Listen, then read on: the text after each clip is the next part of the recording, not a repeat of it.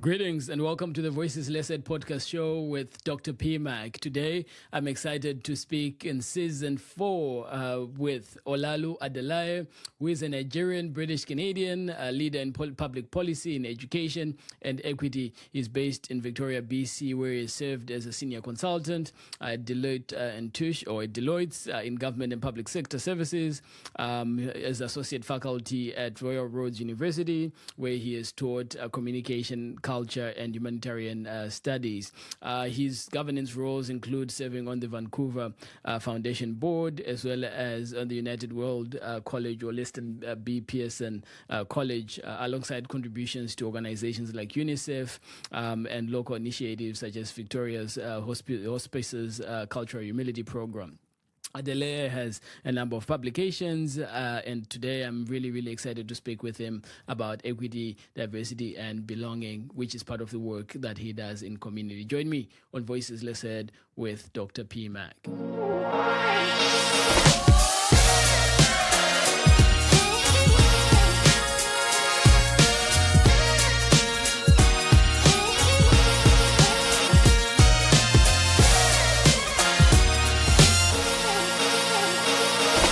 Yeah, so Lalu, I mean, last time the conversations that we were having were so impactful and powerful, and it speaks volumes to the work that you do, and it speaks volumes to just the importance of not only just celebrating Black History Month, but the importance of celebrating humanity and community. I want to step back. Can you use your voice to tell us the kind of engagements, the kind of work that you're doing, and the impact that you're making, not only, where you are working right now, but in broader community? Wow. First and foremost, I think I have to express gratitude to the people who have created the space for me to work in these spaces, because the work that I do does not exist in a vacuum. And it requires champions, it requires allies, it requires fellow brothers and people who work in collaboration, brothers and sisters. And, I think the work that I've been doing more recently is working with the independent school space. Okay. And I think the shift coming from working in higher education with andragogy into pedagogy is one which is very nuanced, but there's still a lot of correlation, of course. And I think some of the bigger conversation pieces that have come to the surface are people truly ready, right? So we have Black History Month, we have all of these different occasions that happen across the calendar year, and even just asking, what does it look like to celebrate that, but not celebrate it and then have it stay there just as something that we're checking off, but something that actually allows us to integrate the learning for students, for children, because what we're looking to do is to actually cultivate global leaders. People who understand this isn't something that happens over there and is foreign and distant, but it's happening in my own local context as well. So I think the new focus for me is making sure that those concepts don't just exist as something which is abstract, and also don't just exist in something which is focused in a different region of the world, but bring it back. I want to pause you there, because you're speaking to me and I understand, right, what you're talking about in terms of the abstract and the here and the there. These are, a listener is probably taking a jog on the Galloping Goose Trail out where, and they're like, oh, okay, I'm trying to make a connection with what they're saying.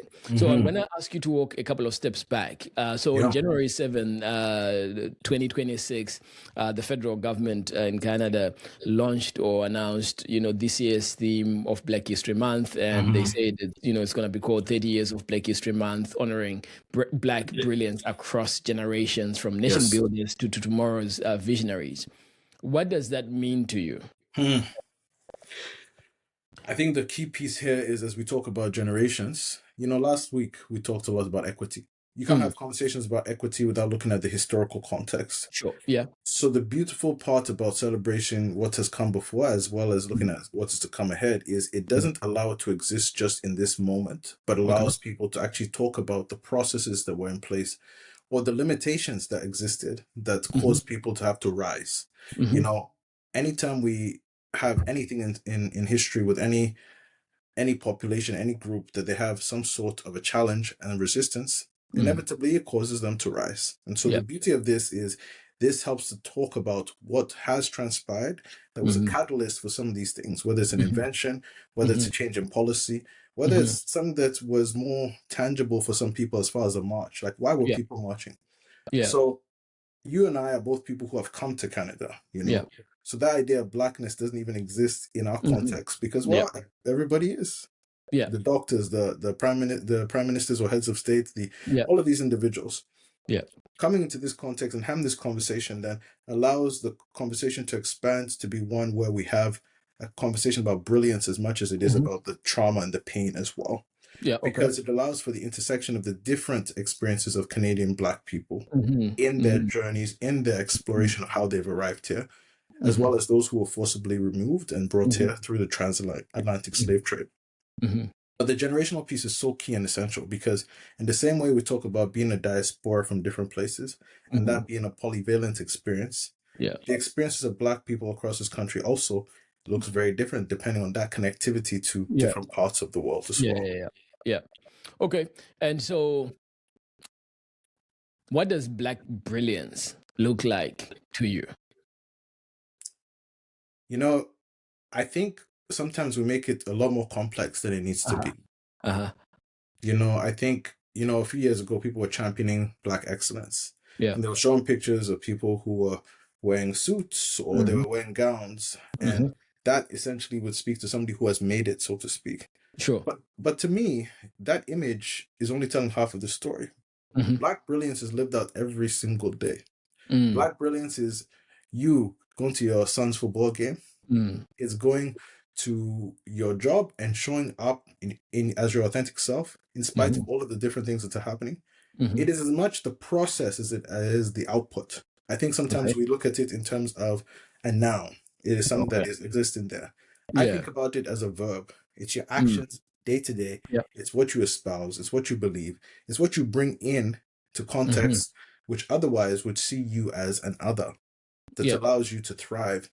And really, at the heart of that is creating space for people to understand that there's different ways in which people live and exist in this world. And those things ought to be celebrated. So Black brilliance for me is the day-to-day actions that allow for that expression of self, that allows us to pull on those different elements of our culture in our different contexts, and for that to come to the surface. I love that. And I also think about, this notion of Sankofa, right? This notion of looking to the past. So Sankofa is a term, originating out of West Africa from the Akan community, particularly in Ghana as well as in Côte d'Ivoire, which speaks of this notion of this mythical bird that's got its feet planted forward, but its neck is looking backwards, carrying food in its beak, right? And the symbolism there is that for us to be able to move forward, we've got to be able to look back and see what we can carry, which is the food in the beak, as we progress forward. And so taking a quick, Sankofa reflection, this Black History Month, I think of Canadian luminaries like Lincoln Alexander. I think of Madame Jean Augustine. I think of sports person like Harry Jerome. And I think of, again, talking about sport, I think about Willie O'Ree, who became the first Black player in the National Hockey League here, right? Again, just as these pioneers, as these giants that I feel many a time as I do the work that I do, as perhaps you do the work that you do, folks whose, shoulders we're standing on. And when you talk about Black history manifesting in the day-to-day experiences and expressions of Black people in particular, is turning up for sporting events, right? Is turning up at different community events. And so it reminded me of a recent soccer event where I went there, watching my son play a very competitive game. And you sit there and you hear all of these noise. And in the midst of all of these noise, you kind of pick up some racial slurs that are being thrown around. And I'm like, oh, wow. 2026. Yeah. Right. And what is being communicated to the kids, what is being communicated between the kids. And so Black brilliance, if again I was to be asked that question, is almost like what you have said, just really just turning up and holding the space and saying, despite the noise, despite the negativity, despite the slurs, Yeah. I'm here and my family is here and we're going to showcase who we are, because our strength is based on the fact that we are united, right? Not just as Black people, but as a community. That, the past couple of days, one of the themes that's been going on in my mind is this notion that human beings are not designed to do life alone. That's it. And we discussed, regardless of race, No. creed, or we are not designed to do life alone. At all. And so this notion of trying to other people because they look differently, or they come from a different place than we do, for me is a whole lot of it's a box of noise, right? It's an empty vessel. It's just a box of noise that has got no effect at all. And so as you think about Black history, and in fact as you think about this theme for this year, honoring Black brilliance across generations, from nation builders to tomorrow's visionaries, from nation builders to tomorrow's visionaries, that's the theme we have here in Canada. How does that speak, if at all? How does that speak to you, and how does it speak perhaps even in the independent school system?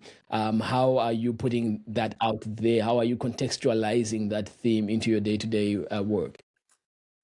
Nation builders, it's interesting, even as we talk about nations, because the whole idea and concept of a nation isn't very old, right? And so even when we talk about nations around the world, it's all about self-determination, right? Yeah. People feel all of a sudden that who they are needs to be expressed, and then that should be creating the nation in which they exist in.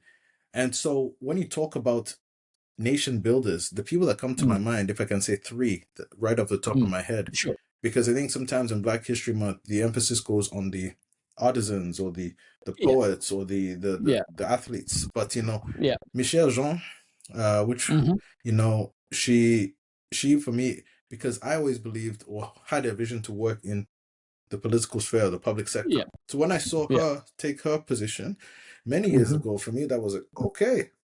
Yeah. Greg Fergus, who is the recent... the speaker. Exactly. And then, we think about nation building. These individuals occupy seats and spaces where it is actually crucial because they're impacting and affecting policy, but also representing the nation. One last one who's more local is George Anderson. He's Anderson, the MLA in... I think it's the MLA in Nanaimo, You got it, exactly. Yeah. So even as I said those three names, all of a sudden, they're contemporary. So we're not talking about people who lived previously, but they're talking about people who exist in our current context. And they are contributing to nation building by representing the nation of Canada, Michelle Jean, or helping to, chair these conversations.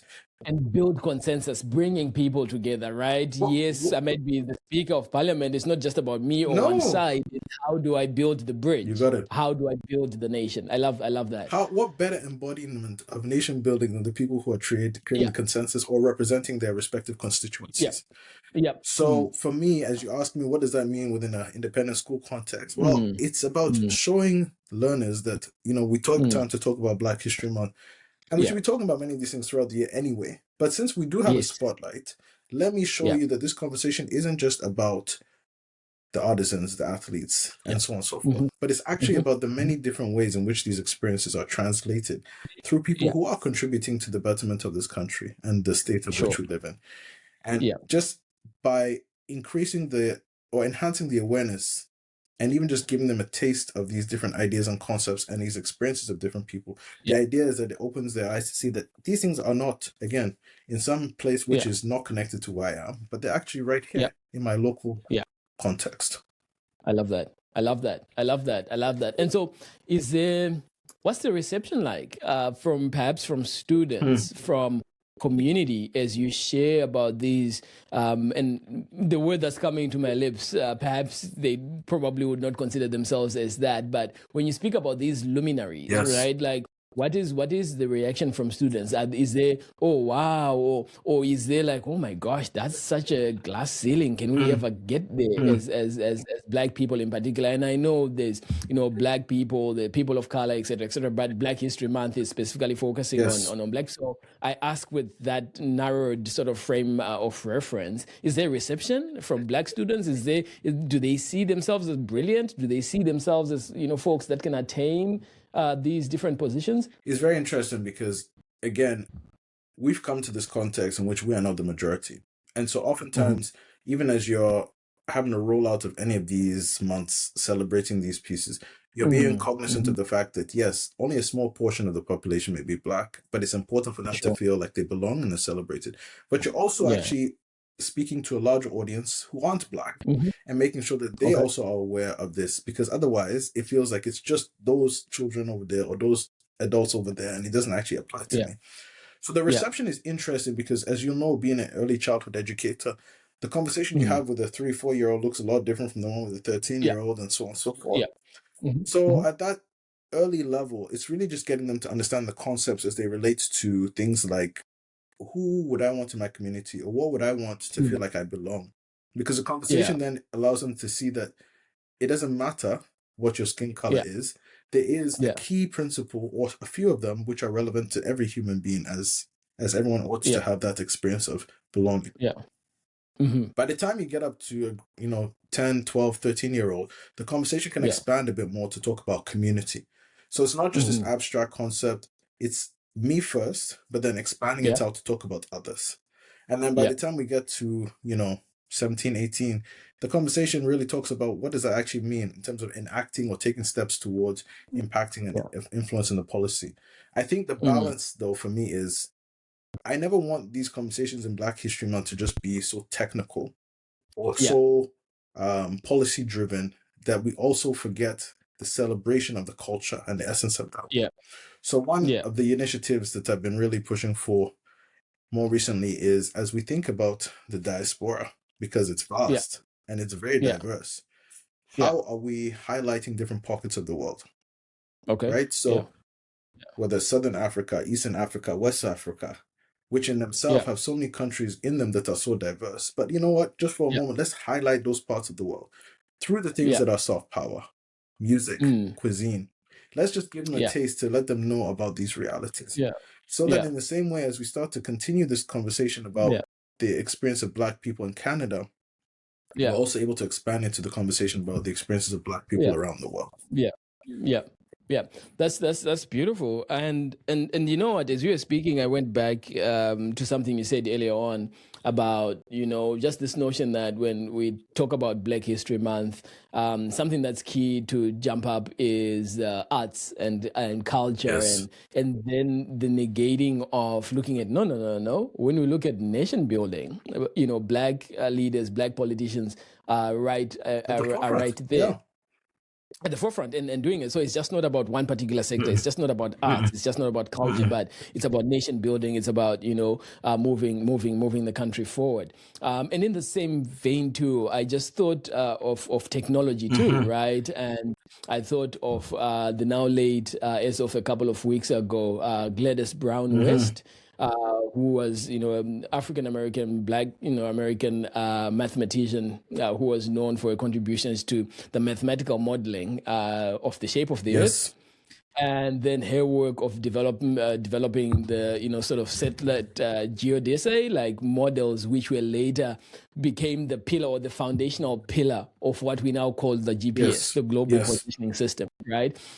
And so without Gladys Brown West, we wouldn't have GPS. We wouldn't be able perhaps to drive on the motorways, highways, and crisscross the country. And that's the point about why it's important with this theme for this year, as we talk about what was and now what is, right? Because it pays homage to those who actually were those who created the basis in this case for what we are now using, right? And that's not just in technology. That's in our thoughts. That's in our belief systems. That's the policy. It's everything. And you and I, we come from cultures where honoring our elders, honoring those who have come before us is Yes. essential. It's everything. Yes. It's everything. Yeah. So Yeah. it really resonates as I talk about it from a diaspora lens as well as we talk about it in the context of Canada. Yeah, that's beautiful. And one of the things that you also did shed light on is that it's a month that's set aside, but it's also has to be in so many ways an everyday recognition, right? And the minute we make, and this is my thought, right, that the minute we bring importance and make it an everyday celebration, there's certain barriers that are broken down, right? Because it's now not the other. Because I can sit back and theorize and say, well, you know what? Oh yeah, we'll just give them a month and they'll celebrate, and then everything will quiet down, and then we move forward. Yeah. And back to normal, right? And so I really appreciated hearing from you that thought of, you know what, this should be, sort of every day, and just not every day, perhaps for and this is my own thought, not just every day for the Black, community, but every day for every single person. Right? Absolutely. The minute we start celebrating each other, regardless of class, regardless of creed, regardless of race, the minute the world becomes a better place. And I think about this in the context of Canada as a country that is so amazingly rich in terms of just the people skills, the cultures that are here. Like, if we take time to celebrate each culture, if we take, we would be such a good model for how community can live and how communities can prosper alongside each other. Absolutely. You talk about the diversity that exists in this country, and even as we go back in time with Pierre Trudeau, and talking about the approach to this country having a celebration of multiculturalism. What many people don't realize, though, is multiculturalism, it celebrates people in pockets, and they remain in their spaces. What we're actually looking for is interculturalism, and that's what you're speaking to. Yes. That's intercultural understanding allows us to celebrate the differences without placing us in our silos and putting one above the other, right? And that is the goal. That is the goal. So it's day to day, and it's not just a month at a time. Yep. And that is the goal. And as we, sort of work with community, as we work with, children, whether it's through an early child development program or is, an independent school and, elementary or middle school or high school or in university, I think that intercultural perspective is very, very important, right? It's everything. It's everything, right? It helps to center humanity, and it helps to center people around this just common idea, common notion that we are all human beings. We all need to be able to. Let's start there. You know what I mean? Let's start there. I'm not saying the other pieces are not important, but let's start there. Yeah. Because that allows us to ground every other conversation in a place of honor and respect for your fellow person. Yeah.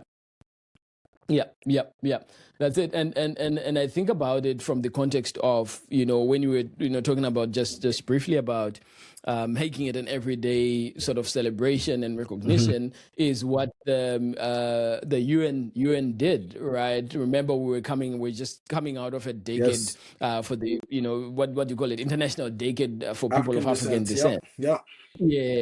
And then just recently, was it 2 years ago or 2024, the UN decided to extend that decade for us to go into a second decade of celebrating people of African descent.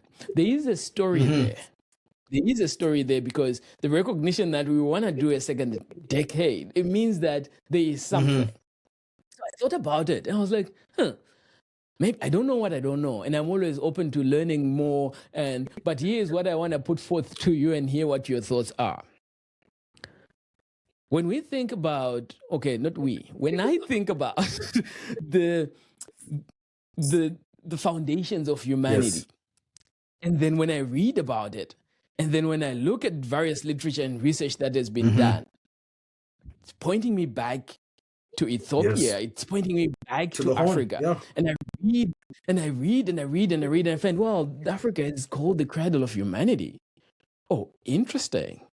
So perhaps this second decade of, people of African descent is just not something flowery, but it's really symbolic of, hey, the world, let's take a pause and find out where we came from and find out what are our origins, where we, what does research say, what, what has gone through the archaeologists, what have they said, what have been the studies, what have anthropologists say, what is it? And so the more, and I don't spend a lot of time reading into it because I've got other tons of things I need to be reading, but thus far that I've dug is to realize that, well, everything points back to the motherland. Everything points back to Africa. And so if it does, why this separation? Why this notion of, well, we are Irish, or we came from this place, or we are, and I'm not picking from here. I'm just saying that, like, why then is this, do you think that people have looked at it that deep, or no? I don't. No, I don't. And especially not in a time in which we're seeing different factions rise up and people are becoming very nationalistic. Because the sentiment that you're expressing takes us back to looking at ourselves as a human race. But what we have in our world today is a lot of polarization. Doesn't matter what region you go to. And at the heart of that is going back to the concept of self-determination, right? Sure. This idea that either I believe the current state of affairs is allowing for that expression, or people trying to impose and to limit that expression of self-determination in certain places. And that essence, in essence, leads to the polarization that we're seeing and the swinging of a lot of places in the north to favor, right-wing or populist kind of perspectives. I think the element that you're speaking to, though, allows us to transcend the modern boundaries or the modern borders that have created this, to ask a conversation about where did we as a human race begin from? What is the essence of that? And what is it that allows us to explore? I don't think we're ready for that yet. I don't think we're ready for that. Man, I mean, it's sad to think about it in that sense of, wow, we're not ready for it, because I think about it in very simple terms. The sky is big enough for every single bird to fly. Right? And so if it is, then why the nationalistic sentiment? There could be perhaps interests around economy in terms of, but certainly we could have a conversation around, okay, how do we move forward as humanity? How do we agree that, look, there is an existential crisis when it comes to climate change? I was watching a documentary with my family about the Amazon and how, the cutting down of trees and ecosystem, they're drilling oil and all of these things, and how that's affecting not just the Amazon, but how all of that is affecting the whole world. And then recently I started watching Will Smith's National Geographic documentary, and he's out in, was it in the North Pole or South Pole? North Pole, I think. And he's talking to researchers there from Brazil who have done these models, and they're like, look, ice is telling us so much about not only the foundation of the earth, but the impact of climate change. And so if, as human beings, we agree on this fundamental principle of, hey, we are coming from one place, and two, this is what we have as a home, we got to protect it. Then this nationalistic debate or argument, perhaps in some ways, changes course perhaps to move towards, hey, here's a world where we want to build. As Canada, here are the things that this country holds as endowments, as minerals, and this is our contribution to the world to build this piece. And then Nigeria would say, hey, you know what, we've got lots of oil, we've got lots of this, we've got lots of people skills. Right? And then another country, Brazil, would say, hey, we've figured out how to protect the Amazon. We've figured out perhaps how to protect even jungles and stuff like that. Here's how we can do it. Right? And then another country comes in and says, hey, here's how we can... oh, man, maybe I'm just being idealistic. No, infinite opportunities. Infinite opportunities. But there's two things that you said that we need to highlight. First and foremost, this idea of one nation having resources that would benefit the world. There's so many things that need to happen before we get there.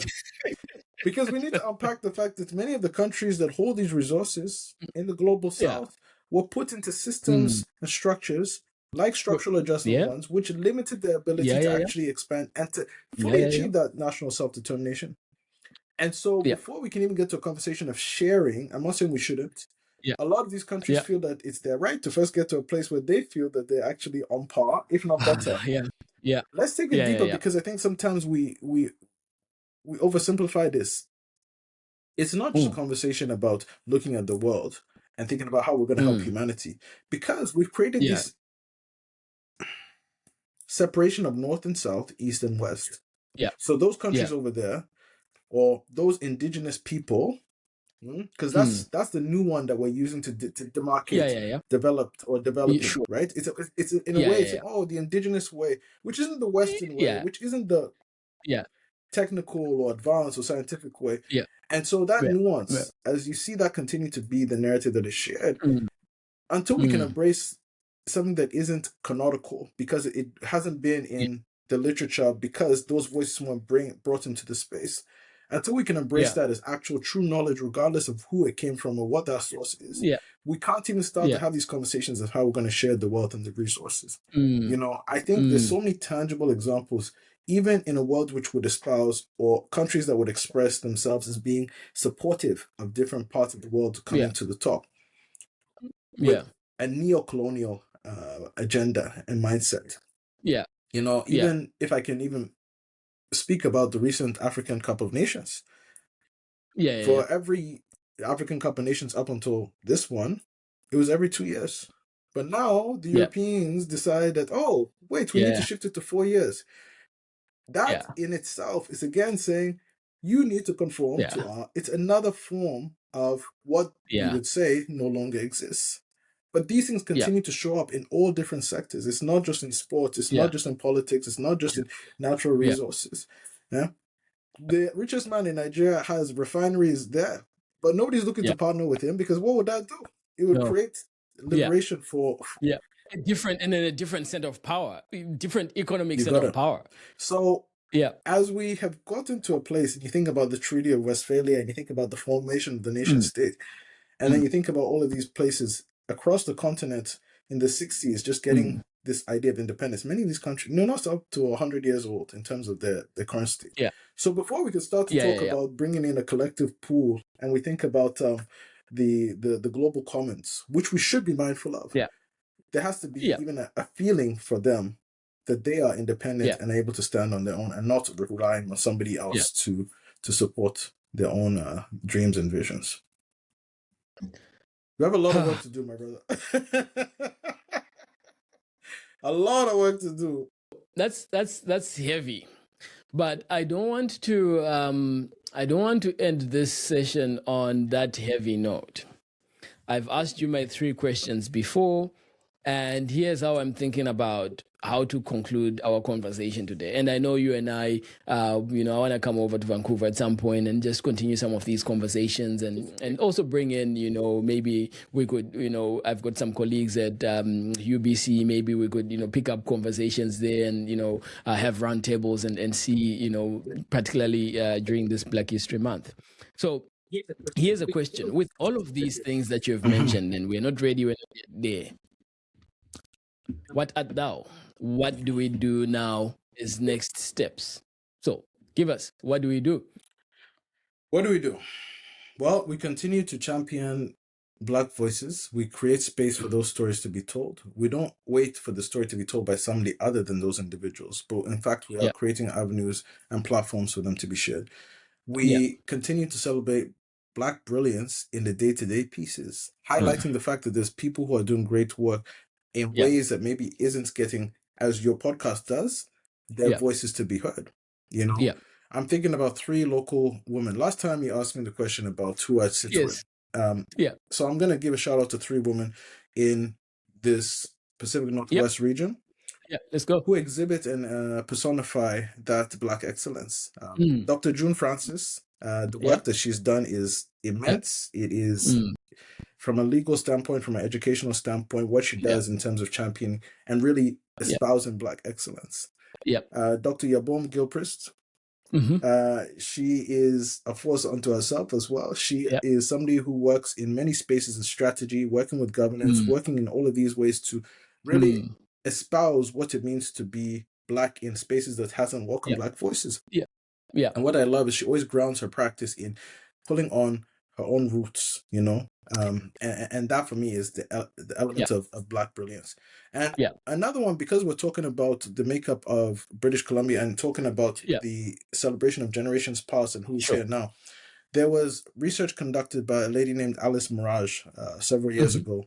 And in it, she tells the story of who are the Black people in British Columbia. What is the makeup? Where are they coming from? Yeah. What is it that Yeah. brought them here? Yeah. And the African Ancestry Project is what she's put together. And I think, Sure. you know, those are, to me, the expressions of Black brilliance in the day-to-day pieces that don't only just look at the sports, don't just look at the music, but actually show that people are showing up and doing very amazing things and having a huge impact. So as I think about the steps we're taking, it is marrying the soft culture or soft power with the music, with the arts, because those things are powerful too, with the cuisine, while also ensuring that as we look at our colleagues and the people that are working here, that we don't see Black first, but we actually see them as people who are contributing. And so we welcome their different value beliefs, worldviews into the space that allow them to actually contribute to something which is richer because they have an alternate perspective. That's amazing. Olaolu, it's always such a pleasure to speak with you, to have conversations with you around this. You know, your intellect and what you bring is always amazing. And so as we think about the past, the luminaries, right, as we celebrate those, I also want to celebrate you and celebrate the work that you are doing in community, in BC, you know, nationally, as well as, you know, around the world. Thank you for what you do. And thank you for showcasing Black brilliance to the young learners, to the young children in community, in school.